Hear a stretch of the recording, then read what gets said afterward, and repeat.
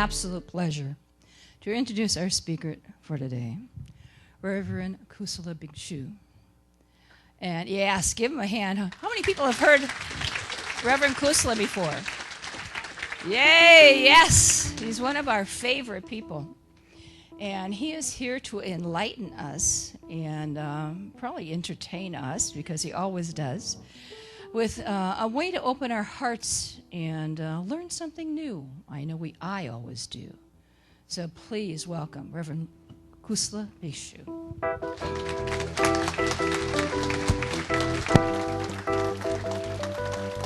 Hi, Maggie. How are you? Good to see you. Ooh, good to see you too. Thank you.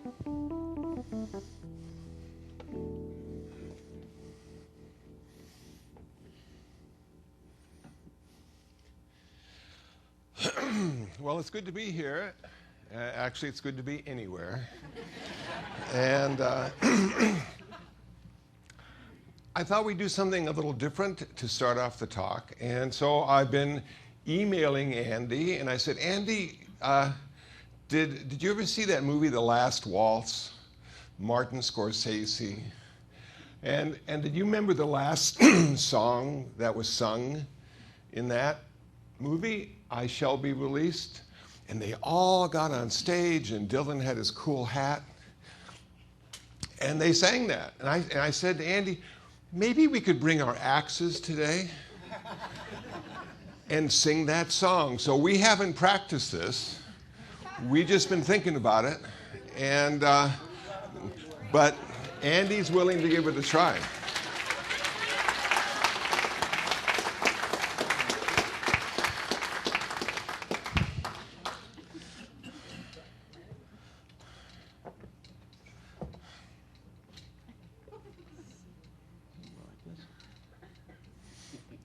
So this is the ukulele microphone here.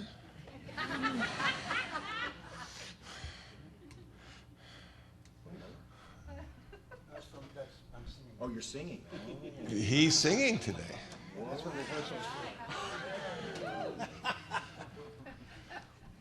haven't heard that before. All right, you got it, okay? That's good, yeah. All right. That's good. Now.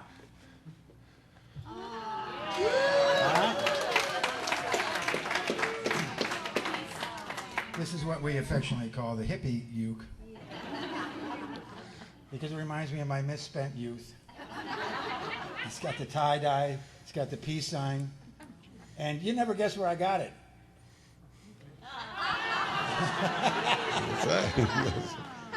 Off we go. Off we go. All right. So hang in there with us. Now, if anybody knows the chorus, do you remember the chorus? You know, I shall, Andy, do you want to?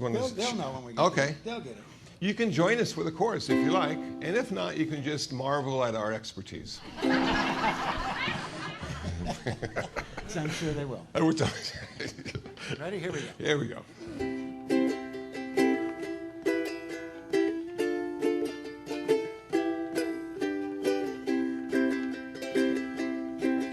They say everything can be replaced, yet every distance is not near. That's why I remember every face of every man who put me here.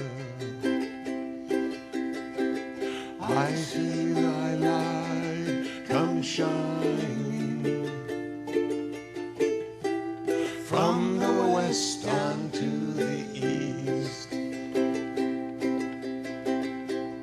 Any day now, any day now, I shall be released. They say every man needs possession. They say every man must fall.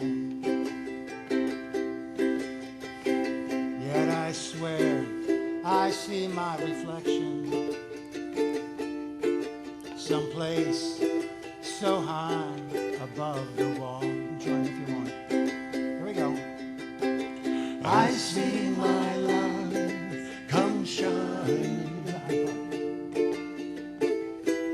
from the west down to the east. Any day now, any day now, I shall be released. Standing next to me in this lonely crowd is a man who swears he's not to blame. All day long I hear him shout so loud, crying out that he's been framed. There we go. I see my light come shining from the west down to the east. Any day now, any day now, I shall be released. Thank you, sir.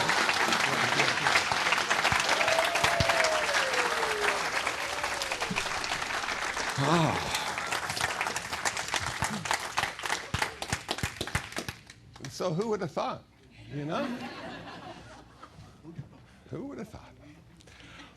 I found out about a TV series a couple months ago that I had never seen before, and it's called Fringe. Oh, so for the last 2 months I've been experiencing 5 years of Fringe. And it has entered my mind probably forever. And the reason I bring this up is because they had a great episode. I think it was season 3, episode 3. And in this episode, there was a man, and he could predict the future. But he wasn't a very nice guy. So what he would do is he would set things up to happen so people would get hurt. And in the opening scene, there was a pen, and he placed the pen on the top of a mailbox, and it was balancing, and then it fell off, and there was a fellow sitting at a table outside drinking coffee who saw the pen fall off, and he thought he would get it and use it, and he got up from his chair, and just as he got up, there was a bicycle guy riding who fell off the bicycle into a fruit stand, and all the fruit went all over the sidewalk, and there was a bus driver who was distracted by the fruit on the sidewalk and turned to look at that, and just at that moment the light turned green. A woman walked in the crosswalk, and she was hit by the bus and killed. Whoa, I said to myself. What if we could do that ourselves, not with that ending, but what if we could sort of predict our future? And what if we could change our future for the good of ourselves and others as well? So I thought about something called the 5 aggregates, the 5 skandhas. And this is what the Buddha used to describe what a human being is. He said we are composed of 5 things: form, sensation, perception, volition, and consciousness. We have the form of our body, which reacts and responds to the forms in the world. And then the other 4 parts have to do with consciousness. We have a consciousness that's rudimentary, basic, like a blackboard, waiting to be written on. We have perception. We identify by seeing or smelling or hearing or tasting. We have a conception. We have ideas about what this experience is, generally given to us through school, education, experience, parents, peer groups. And then we have something called sankharas, which are the habit patterns. The habit patterns are the way we react to the world around us. either through education or experience. And people say our experiences can change what we do in the future, but if the habit patterns are too strong, it does no good to understand it or to want to change it, because the habit patterns just sort of seem to kick in all the time. So what I thought after watching this particular episode of Fringe was maybe we could use karma to help us create a future and break free from our habit patterns, from our reactions to things. Now, to be honest with you, not all our reactions are necessarily bad. Every time I see Jennifer Lopez, I smile. Just a reaction that I have. But then sometimes I will say or do something in response or in reaction that's unskillful and make people feel uncomfortable and make myself ultimately feel uncomfortable too. So I thought, well, in using karma to change our future, maybe we just need to wait for the results to know if we were skillful or unskillful, if we were good or bad. But unfortunately with this, if we wait for the results, it may be too late. Consequences have already taken place. And we don't have a chance to take that karma back. You know, karma doesn't care about us. Karma has no intention. Karma is sort of like gravity. We're walking down the street and we trip. And we could curse the banana peel for being in our way. Or we could raise our hands to the sky and curse karma for creating gravity. And then I fell. If it wasn't for gravity, I wouldn't be on the ground right now. Why is gravity so mean to me? So karma is sort of like that. Karma has no intention. It doesn't care if you live or die, fall or stand. It's just sort of like gravity. But maybe we can use that to our advantage. Karma, according to Buddhism, is everything we think, everything we say, and everything we do. The consequences from our thinking, speaking, and acting we call vipaka. So we have cause and consequence, we have karma and vipaka. So rather than waiting for karma to turn into vipaka, maybe it's possible to see the intention behind our speech and our action. What intention did I have before I spoke or acted? Was it skillful? Was it unskillful? The other day I was in Food for Less buying cat food. I have many cats that I take care of. All those little furry creatures are always happy to see me. When they see me approaching, they know the feeder of the cats is in the house.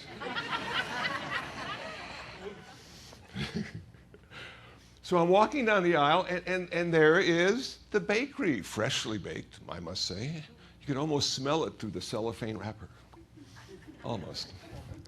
And I thought, why not just get a couple donuts? You know, 8 donuts for $1.50. Not very good, but will satisfy that desire that I have. And so I put it in the shopping cart along with all the cat food and a half gallon of chocolate milk.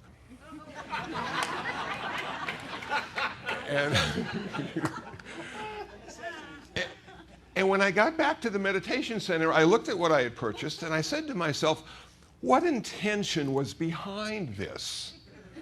Was I being skillful in the bakery aisle? So the Buddha said we have like 3 poisons that run through our consciousness all the time. Greed, hatred, and delusion. So I looked at those and I said, okay, what poisons were responsible for those donuts? It turned out to be number one, greed. I didn't need 8.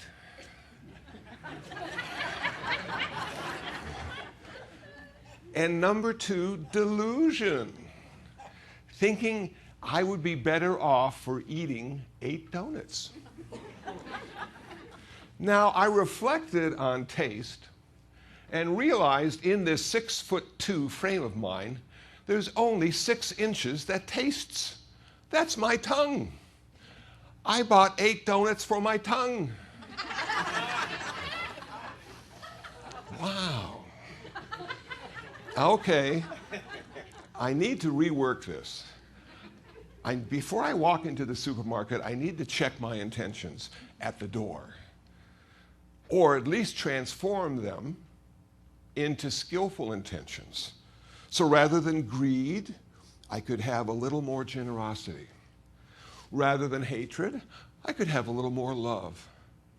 Rather than delusion, I could have a little more wisdom, which would have really helped me on that bakery aisle. So why not, I said to myself, apply that to my life and change my future? Why couldn't I do that? Why couldn't I meditate every day? And I'm already sort of doing that. And then I could just sort of watch my thoughts arise, exist, and pass away. And I could put all my thoughts into categories. I could put the categories of the 3 poisons or the 3 antidotes. And I could say, okay, I have a thought arising. Yeah, okay. What is it? Where does it come from? Which poison is stimulating that thought? And I could observe it, I could note it, and I could continue on my way consciously to the next one. And in a half hour, in an hour, in an hour and a half, the thoughts arise, exist, and pass away. Arise, exist, and pass away. And here I am sitting quietly, and I'm taking those thoughts and putting them into little boxes. Okay, I'll put this one here, and I'll put this one over here. And now I can look at the assembled thoughts and see a box full of greed and literally empty of generosity. I got something to work on. Most of my stuff is about me. I was asked the other day, are Buddhists born with original sin? No, we're born with original ignorance. We think the world is all about us. We're self-centered. We just want to survive. But with enough practice and enough insight, we start to include others. And pretty soon, others become more important than we are. That's when we've made progress. That's when the box of generosity fills first, and the box of greed is empty. And we have hatred. All the things we don't like. Just driving in today, I noticed so many things I didn't like and thought to myself, if only it were different, Simi Valley would be a wonderful place.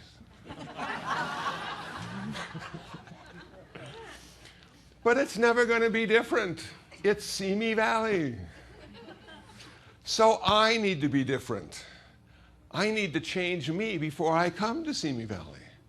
I need to be able to see the perfection that already exists here. I come from Koreatown, downtown Los Angeles. If I can see perfection there, I surely should be able to see perfection in Simi Valley. So I noticed that what I needed was a little more love and a lot more kindness, because everybody in their infinite wisdom is just doing the best they can. And sometimes the best we can do turns out to be good enough, like our performance today. It was good enough. So it doesn't need to be perfect to be enjoyable. It just needs to be performed with heart and mind filled with joy and happiness and kindness. So maybe I start to interact with people in a more kind way. Maybe if somebody sees my glasses and they say, I'm not sure about those, Kusula. I say to them, well, I'm in show business.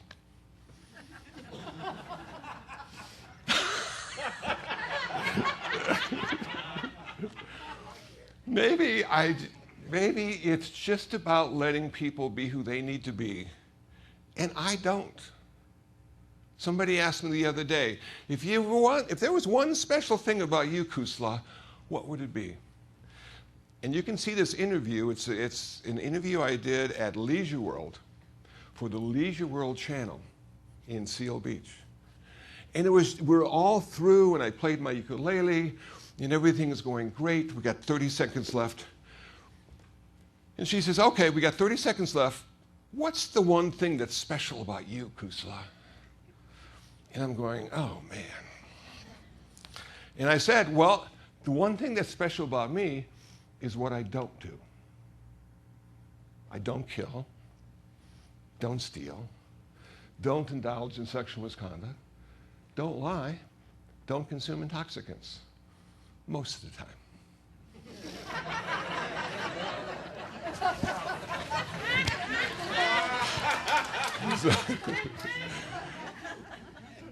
So at some point in your spiritual practice, what you don't do becomes the most special thing about you.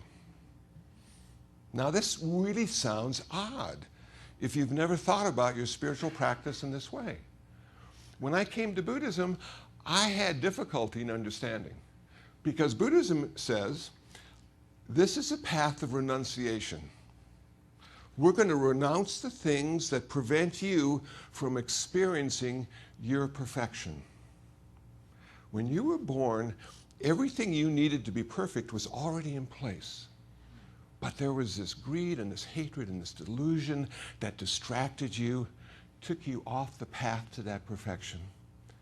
We don't need to give you any more love. We don't need to give you any more generosity or wisdom. We just need to get rid of the stuff. Ignorance, hatred, greed, and then all that's left is your perfection. So as I continue my practice, 30 years now, I see certain things start to fall away.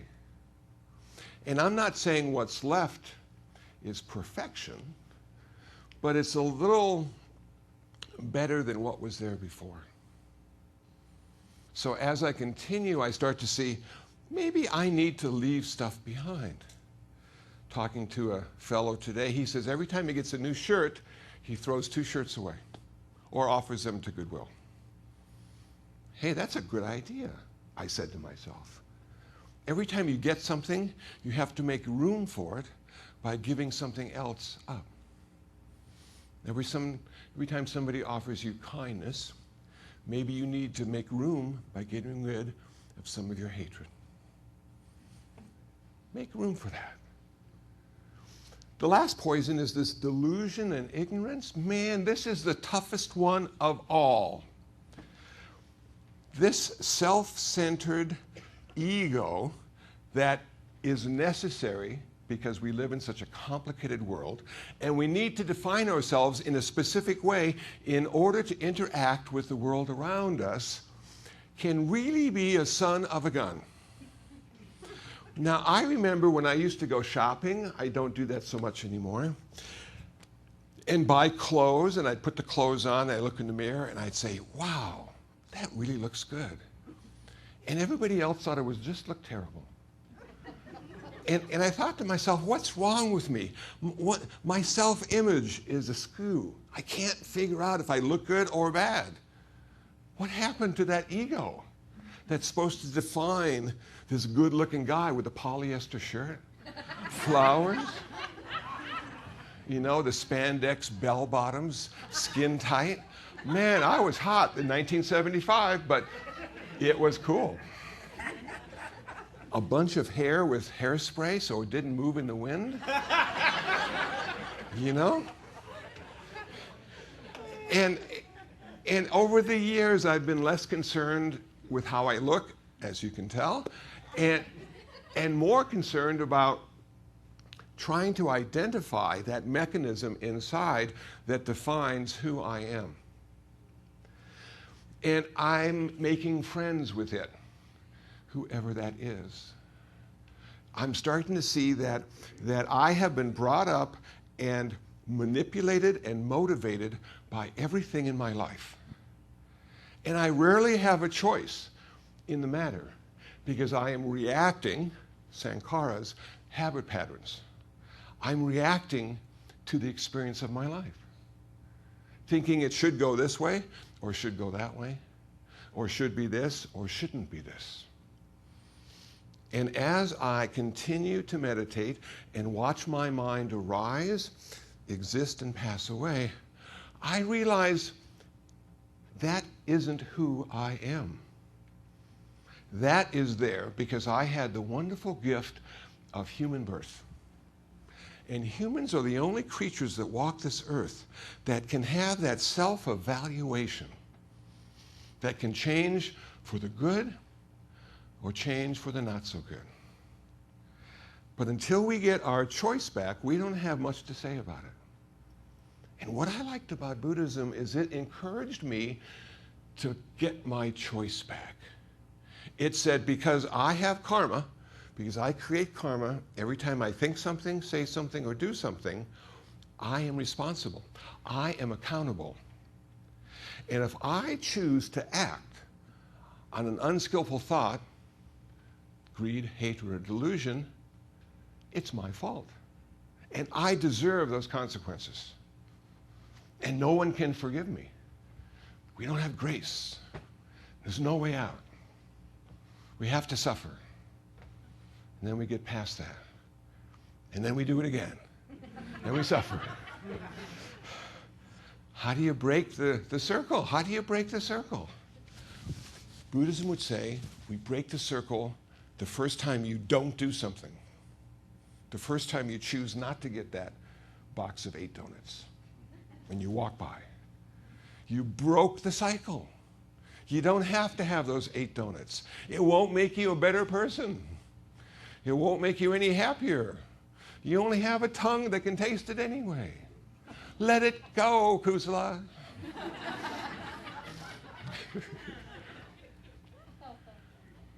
How many people want a choice? Not that many people. People are much more comfortable, it seems to me, sometimes being told what to do because they aren't responsible. And if it goes south, they can blame somebody else. Now, I just had an experience this past Monday, which was really sad, and it was one of our cats died.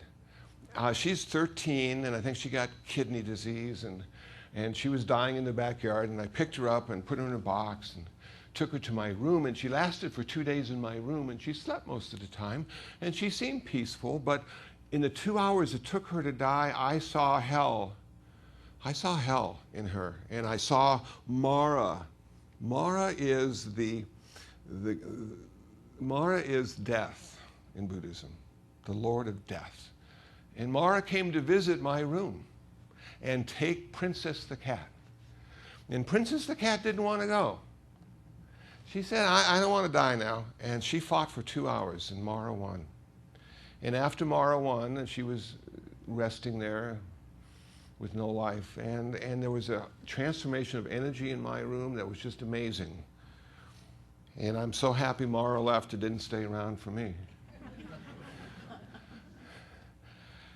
And I thought to myself at this point, after having let cats die naturally and having put cats to sleep, that maybe in the future I would take responsibility and not have the cat suffer. And it's not as easy as it might sound if you're a Buddhist, because there's one school of Buddhism that says, well, this is a chance for them to work out all their old karma and purify themselves and have a really good rebirth after the suffering. But there's another school of Buddhism that says, I want to save all sentient beings, Bodhisattva vow, Mahayana. I want to prevent them from having to suffer. And I will use my life to reduce their suffering. So I thought to myself, do I have enough courage to take responsibility in screwing up my karma possibly by putting this cat to sleep and letting her not suffer the way I saw her suffer for for 2 hours? Do I have the courage of my convictions?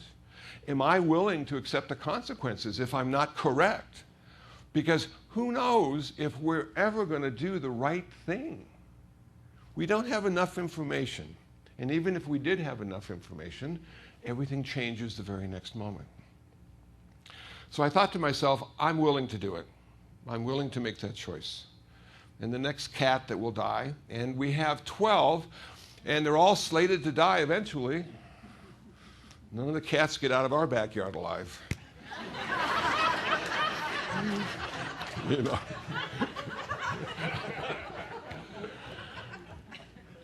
Maybe I can help them. Maybe I can make a difference in their life. Because I will choose, and I will be accountable, and I will take responsibility. So we can change our future by being in the present moment and watching our intentions arise, exist, and pass away. We can change the future of others by watching our intentions arise, exist, and pass away. We can practice kindness instead of hatred. We can practice generosity instead of greed. We can elevate ourselves to wisdom out of delusion and make the kind of choices that make a difference in the world. There's a Rumi quote that I found just the other day, and I haven't memorized it, but this is the essence. When I was young, I said to myself, I'm going to change the world. And now I'm old, and I say to myself, I'm going to change myself. So having said that, having seen faces look back at me with smiles and sadness, I brought my harmonica because it's all about making people a little blue, a little happy. And so here's a little blues in the key of G that might make us feel a little better.